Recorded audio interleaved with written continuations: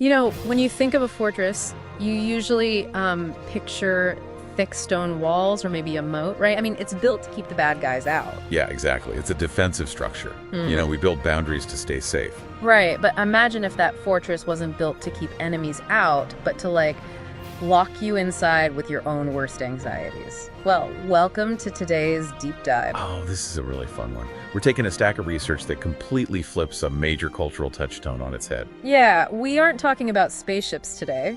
We're looking at the Death Star from the original Star Wars as a literal blueprint of a pathological human ego. Which is just wild to think about. Our mission today is to decode this psychological architecture. So by looking at the story through Carl Jung's analytical psychology and Joseph Campbell's monomyth Yeah, the esotericism of the tarot, too, which is fascinating. We want to uncover what this pop culture icon actually teaches you about navigating the labyrinths of your own mind. Absolutely. Yeah. So what's fascinating here is how the sources present this incredible analogy. Right, so if a healthy ego acts as a mediator between your inner self and the outside world, then a pathological ego is that brutalist fortress. It builds this massive mechanical shell to lock out all the messy, organic truths of the universe. And the text maps this psychological state directly onto the Moon Tarot card. Oh, wow. Wait, the moon card? Yeah, the Moon card represents pervasive illusion and deep-seated anxiety. It's basically a social hell.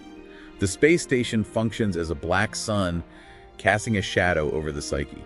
Which perfectly explains how the Empire actually rules. I mean, they codified it in the Tarkin Doctrine. Yeah, right. They don't even try to physically police every planet. They just project this shadow of mechanical dread to keep everyone paralyzed by fear. So the question becomes, how do you dismantle a rigid, fear-based ego like that? You can't just attack it from the outside. Right. The heroes have to be swallowed by it.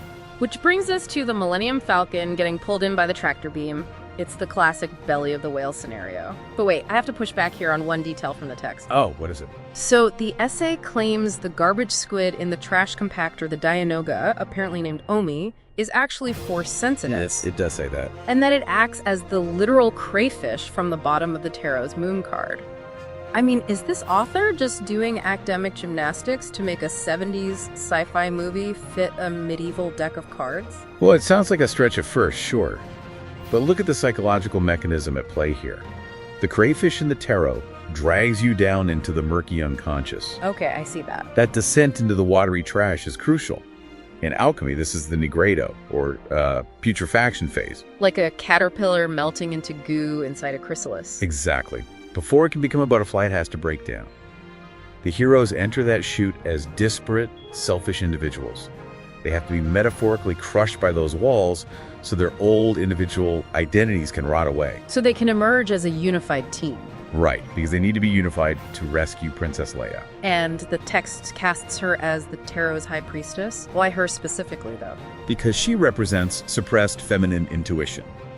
The over-intellectualized patriarchal structure of the Empire locks her in the deepest detention block. Because she guards the hidden wisdom. Right, the schematics. That intuition holds the only key to the ego's fatal flaw. So if Leia represents the hidden wisdom to destroy the ego, then retrieving her should be the end of the story, but getting the plans isn't enough. No, they still have to execute the attack. Which brings us to the trench run. Here's where it gets really interesting.